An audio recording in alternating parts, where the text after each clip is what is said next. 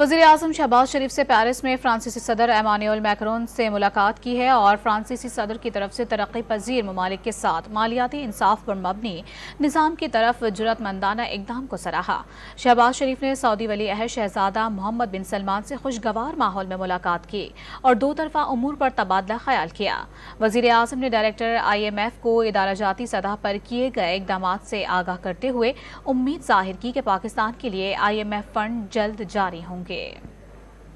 Paris میں وزیر اعظم شہباز شریف نئے عالمی مالیاتی معاہدے سے متعلق سربراہی اجلاس میں شرکت کے لیے پہنچے۔ اس موقع پر شہباز شریف نے فرانسیسی صدر ایمانوئل میکرون سے ملاقات کی۔ وزیر اعظم نے نئے عالمی مالیاتی معاہدے پر سربراہی اجلاس بلانے پر صدر میکرون کو خراج تحسین پیش کیا۔ سربراہی اجلاس میں دعوت اور پرتپاک میزبانی پر صدر میکرون کا شکریہ ادا کیا۔ شہباز شریف نے کہا، فرانسیسی صدر نے ترقی پذیر ممالک کے ساتھ مالیاتی انصاف پر مبنی نظام کی طرف جرأت مندانہ اقدام اٹھایا۔ ترقی پذیر ممالک کو وسائل کی عدم دستیابی، قرض اور سود کی ادائیگیوں کے بوجھ، منجمد ترقی کے مسائل درپیش ہیں۔ نئے عالمی مالیاتی معاہدے کے تحت قرض کی دلدل میں ڈوبے ترقی پذیر ممالک کی مدد وقت کی ضرورت ہے۔ موسمیاتی تبدیلیوں کے تباہ کن اثرات نے ترقی پذیر ممالک کو مزید مشکلات سے دوچار کر دیا۔ صدر میکرون نے سربراہی اجلاس میں شرکت کرنے پر وزیر اعظم شہباز شریف کا شکریہ ادا کیا۔ وزیر اعظم نے managing director IMF Kristalina Georgieva سے ملاقات کی۔ وزیر اعظم نے MD IMF کو پاکستان کے معاشی اقدامات سے آگاہ کیا۔ شہباز شریف نے کہا، IMF پروگرام کے